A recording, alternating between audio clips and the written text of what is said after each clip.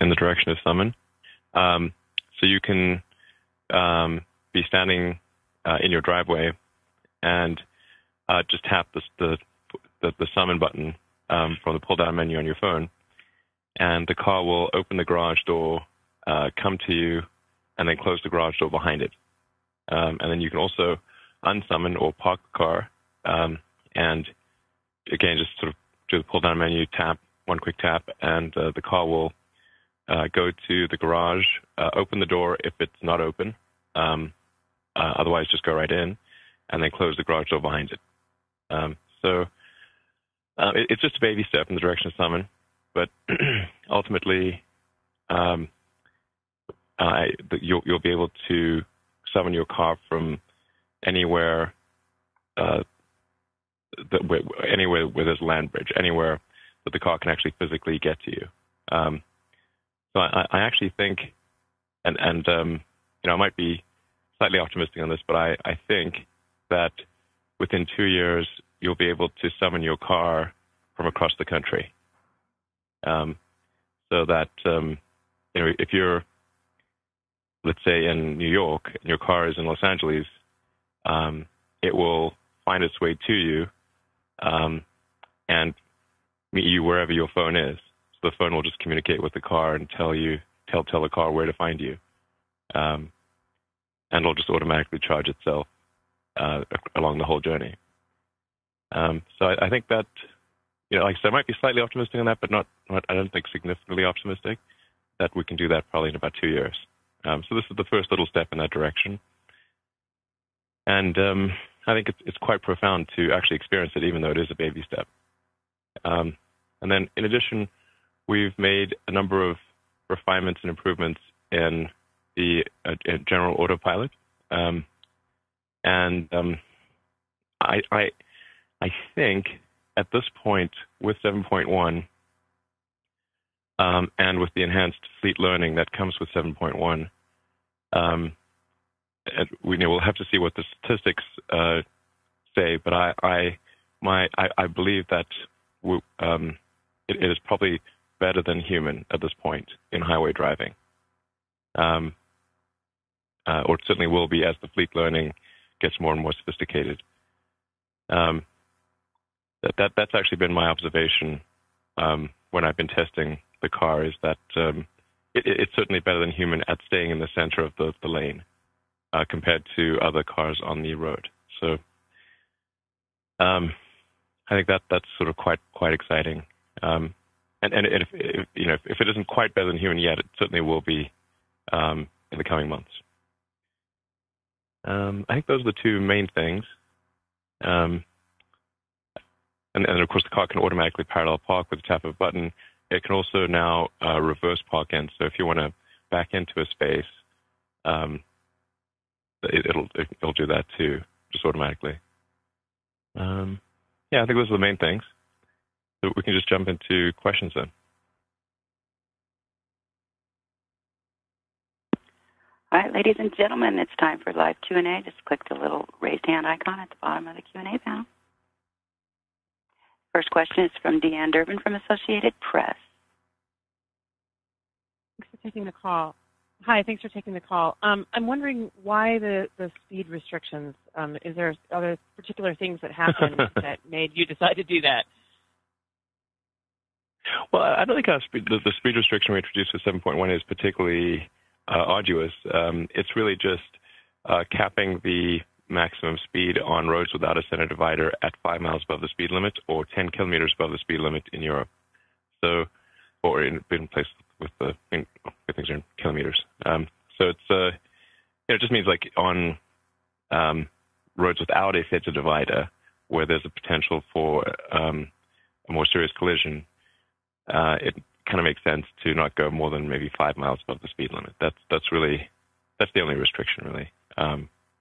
I think it's quite reasonable. Oh, and I forgot to mention one important point, which is we've added curve speed adaptation to the autopilot capability. So the car will look ahead to the oncoming curves and reduce its speed, whereas previously in 7.0 it would maintain a fixed speed even if you went around a sharp corner, and now it will automatically reduce the speed.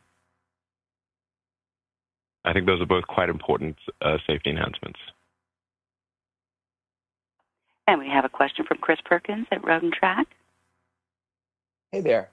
With the new summoning feature, it seems more likely now that we'll actually see a production version of the evil robot snake charger. Is that something that could reach production in the near future?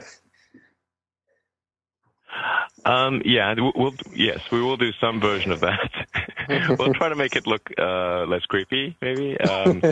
I mean, it is fascinatingly. It's sort of fascinating in its creepiness.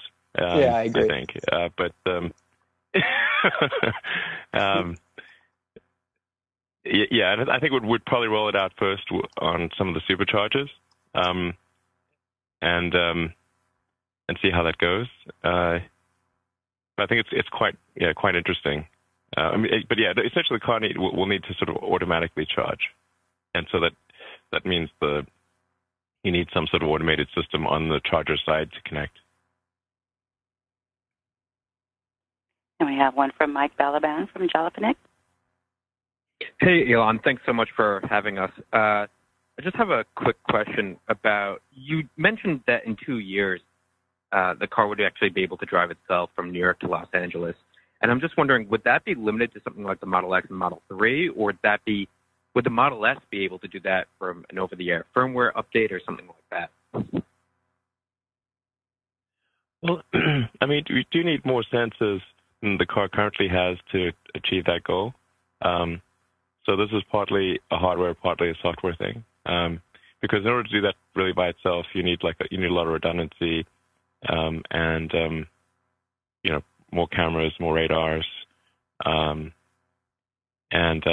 like I said, the kind of redundant electronics, redundant power buses, and that kind of thing. So essentially, so that the cars fail operational. Any system can fail, and the car doesn't need to go to back up to a driver. So right now, the driver is sort of plan B if something goes wrong with the electronics, it fails the driver. For that thing, it would need to fail to another set of electronics on the car. And we have a question from Nikki Gordon, Bloomfield Transport Evolved. Good morning, Elon. I was wondering if you would care to comment on the proposed legislation and legislative changes that California is considering, and how you view an importance of a nationwide standard for autonomous drive in the future. That's a good point. I mean, certainly it would be, it would certainly make things difficult if all states adopted separate standards, or if there was a wide range of standards. So some consistency at the federal level, I think, would be good, or at least for the states to coordinate their activity and be fairly consistent in what they do. Otherwise, it's going to get pretty weird if the car's behavior has to change from when it crosses the state border. But I mean, so far our conversations with the California Department of Transport and DMV have been quite positive, and they do recognize that this is what's coming, and they just want to, I think, approach it in the right way. So I mean, I think California's probably put from what I can see, the most amount of thought into into autonomous transport, and but they do want to sort of regulate it. For obvious reasons, you don't want kind of robot cars misbehaving and doing crazy things. So I think that California just wants to make sure that there have been adequate safety precautions before cars really go autonomous. And next we have a question from Mark Chidiak from Bloomberg News. Hi, yes. My question is regarding this software update, and it sounds like you feel like cars may be autonomous within 2 years. Is that fair, or is it simply? I was just trying to get a sense of when we might see fully autonomous cars. I think so. Within 2 years. I think it's sort of call it 24 to 36 months. I mean, it's really. I'd be very surprised if it's beyond that point. Now that's when it's technically possible for a generalized, I think I'd be highly confident that there's a generalized solution for fully self-driving vehicles in that time frame. So meaning it would work anywhere in the country, as opposed to limited to a particular city or set of roads. One also needs to set a reliability threshold or a safety threshold for self-driving autonomous cars. I think like in that 24, 36 month time frame, it will be able to drive on, we call it virtually all roads at a safety level significantly better than human. And another question from Deanne Durbin from the Associated Press.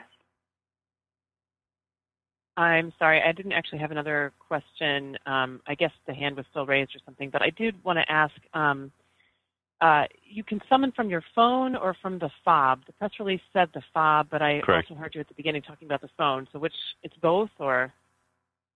It's both, yeah. So you can okay. you can basically do a coded key press. Yeah, you can do a coded key press on your key fob, or you'll be able to just pull down the quick action menu on your phone and tap Summon AutoPark.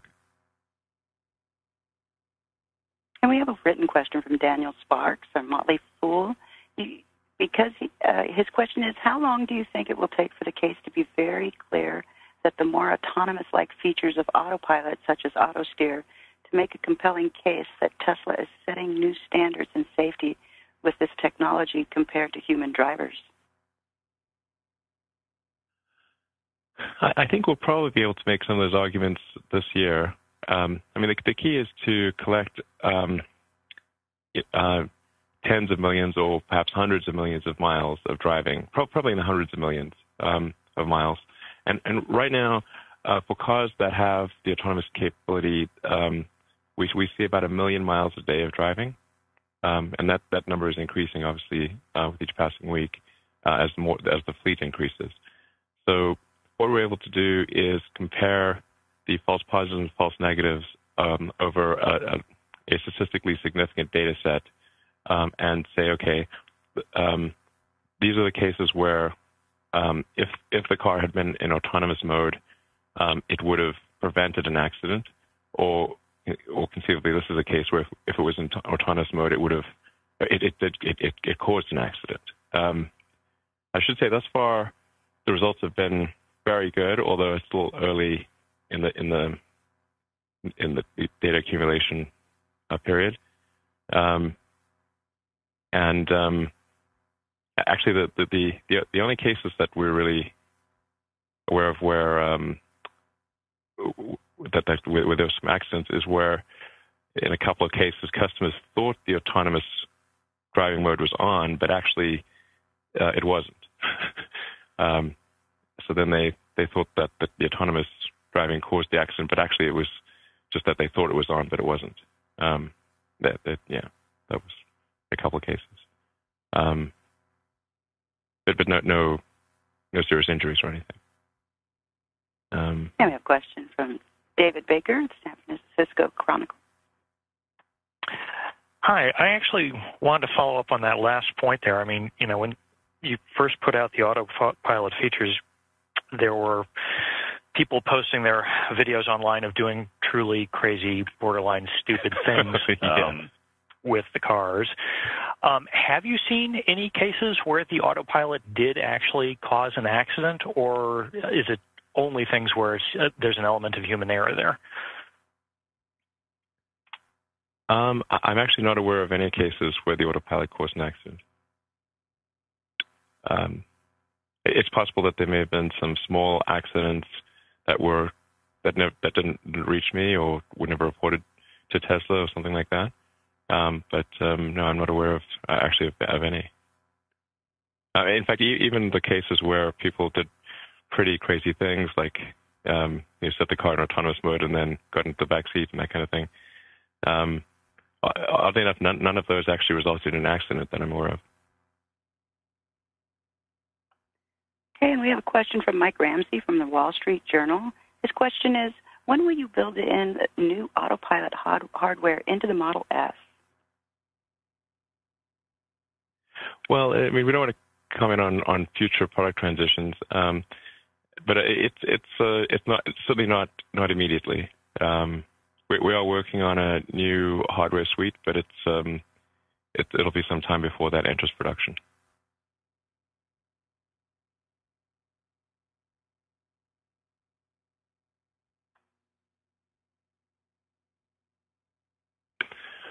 All right, sounds like that may be Sebastian Blanco from AutoBlog Green. Okay. Hello, yes, thank you, Elon. What have you figured out about insurance costs or insurance situations if the insured driver is not in the vehicle if something happens to it? Do you mean during the parking? Well, I mean, in this case, I would hesitate to call the parking a truly autonomous feature since you have to actuate it and the key has to be within a certain range.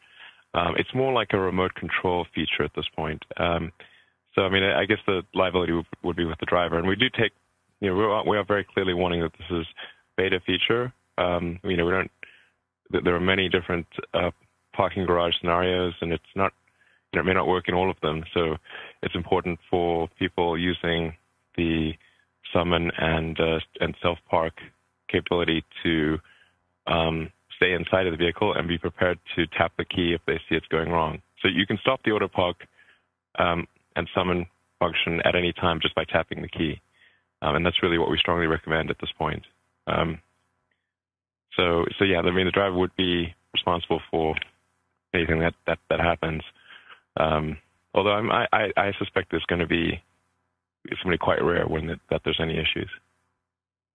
Like very rare. I mean, the car can even detect if like a fairly small dog walks past. So it's it's not absolutely perfect, but I think it's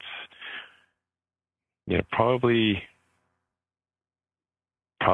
better than a person right now. Even in if you say, like, what's the probability of having a little fender scrape, even with the beta version of Summon AutoPark? I think it's probably less than a person. And that's all the questions we have at this time. All right. Thanks, everyone.